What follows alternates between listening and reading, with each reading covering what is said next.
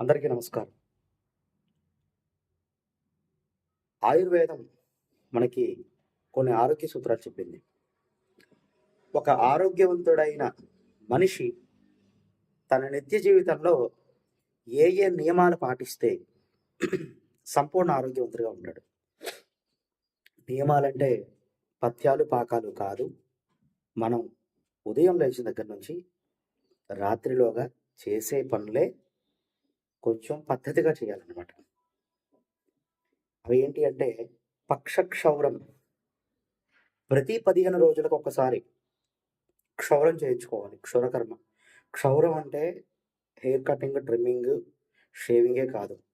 ఇక్కడ క్షౌరము అంటే నఖములు, గోళ్ళు తీయడం దగ్గర నుంచి ముఖానికి సంబంధించిన ఈ క్లీన్ చేసుకునే విధానం ఏదైతే ఉంటుందో అది ఎవరి యొక్క ఇష్టాన్ని బట్టి వాళ్ళకి ఉంటుంది. అలాగే కేశములు తీయడం అనేది 15 రోజులకు ఒకసారి తీయాలి. ఎందువలన అంటే 15 రోజులు దాటిన తర్వాత ఈ గోళ్ళకి, వెంట్రుకలకి అందవలసిన పోషకాలు ఎక్కువ మోతాదులో అంది శరీరానికి అందకుండా పోతాయి. పక్షక్షౌరం. త్రిభిస్నానం. రోజుకు 3 సార్లు స్నానం చేయాలి. ఉదయం, మధ్యాహ్నం 12 గంటలకి, మరలా సాయంత్రం కొంతమంది రాత్రి పడుకునే ముందు కూడా చేస్తారు. త్రిభిస్నానం. ఈ 3 స్నానముల వల్ల ఏంటవుతుంది అంటే తనువు, మనస్సు శుభ్రతని, శుద్ధతని సంతరించుకుంటాయి. పంచభిర్దంతధావనం. రోజుకు 5 సార్లు దంతధావనం చేయమన్నారు. దంతధావనం అంటే బ్రషింగ్ మాత్రమే కాదండి. ఏదో రకంగా మన యొక్క ఈ పళ్ళు ఏవైతే ఉన్నాయో, నోటి భాగం ఏదైతే ఉందో అది శుభ్రపరచుకోవడం. ఇక్కడ దంతధావనం అంటే మామూలుగా మౌత్ వాష్ అని ఉంటుంది.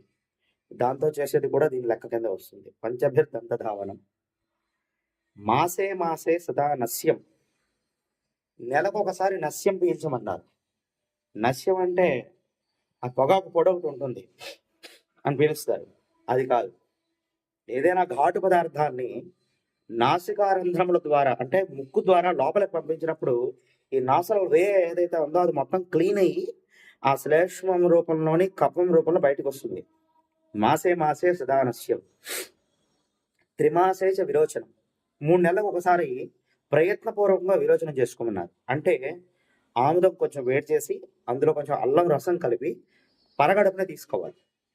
తీసుకున్నాక మరల సాయంత్రం వరకు ఎటువంటి ఆహారం తీసుకోకుండా తాగాలనిపిస్తే ఆకలి వేస్తే వేడి మిరియాల చారు. మిరియాలు పనికిరాదు అనుకుంటే మామూలుగా అన్ని వేసుకున్న చారు. ఆ చారు మాత్రం ఆరారా తీసుకుంటూ ఉండాలి. అలా 3 నెలలకు ఒకసారి చేస్తే మొత్తం ఈ గట్టంతా కూడా చాలా క్లీన్గా ఉంటుంది. ఎందుకంటే మన కడుపు బాగుంటేనే మన మనసు బాగుంటుంది. మన మనసు బాగుంటేనే మనం బాగుంటాం. త్రిమాసాచ విరోచనం. అథవా షణ్మాసం వమనం కుర్యాత్. 6 నెలలకు ఒకసారి ప్రయత్నపూర్వకంగా వమన ప్రక్రియ అంటే వాంతి చేసుకోమన్నారు.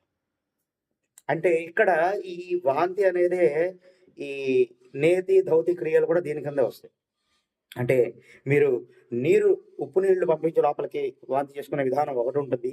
కడుపు నిండా నీళ్లు బాగా తాగి వాంతి చేసుకునే విధానం ఒకటి ఉంటుంది. ఏదో రకంగా 6 నెలలకు ఒకసారి అథవా షణ్మాసం, అథవా అంటే తక్కువలో తక్కువ 6 మాసాలకు ఒకసారి వాంతి చేసుకోవాలి. వమనం కుర్యాత్. సంగమేచ దినత్రయం. సంతాన కోరిక ఉన్నవాళ్ళు, సంతానం కావాలి అనుకున్న వాళ్ళు స్త్రీ యొక్క ఆ 3 రోజులు వర్జించవలసిన ఆ 3 రోజులు అయిపోయిన తర్వాత మరుసటి రోజు 4వ రోజు నాడు కానీ 5వ రోజు నాడు కానీ సంగమిస్తే మంచి సంతానం కలుగుతుంది. మిగతా రోజుల్లో కాకుండా. సంగమేచ దినత్రయం. భుక్త్వా శతపథం గత్వా. భోజనం చేసిన తర్వాత మినిమం 100 అడుగులు నడవాలి. మినిమం 100 అంటే తర్వాత ఎంతైనా నడవచ్చు. అయితే మీరు అనొచ్చు, భోజనం చేసిన తర్వాత ఏదో ఒక పని చేస్తే అరుగుతుంది కదా. ఇక్కడ వర్క్ చేయడం అన్నది ముఖ్యం కాదు, నడవడం మాత్రమే చెప్పాడు. నడిచినప్పుడు మనం తీసుకున్న ఆహారము, ఉదకము, అన్నోదకాలు 2 సర్దుకొని సమానంగా జీర్ణం అవడానికి అవకాశం. భుక్త్వా శతపథం గత్వా. వామభాగే చ శయనం వైద్యానాం కిం ప్రయోజనం. ఎడం వైపుకు తిరిగి పడుకోవాలి. ఎడం వైపుకు తిరిగి పడుకోవడం వల్ల ఏంటవుతుంది అంటే మన యొక్క జీర్ణాశయం ఎడం వైపు ఉంటుంది కనుక అది చక్కగా జీర్ణం అవడానికి ఉపయోగం ఉంటుంది. రెండవది, మన గుండెకి ఎడం వైపు ఇలా తల పెట్టుకొని పడుకున్న వాళ్ళ యొక్క గుండె ఆరోగ్యకరంగా ఉంటుందని ఒక సర్వేలో కూడా తేలింది. ఇలా చేస్తే వామభాగే చ శయనం వైద్యానం కిం ప్రయోజనం. ఇవన్నీ చేస్తే మనకు డాక్టర్‌తో పనే ఉంది. కనుక ప్రయత్నం చేయండి. సర్వజన శ్రేయోభిలాషి మీ సవ్యసాచి.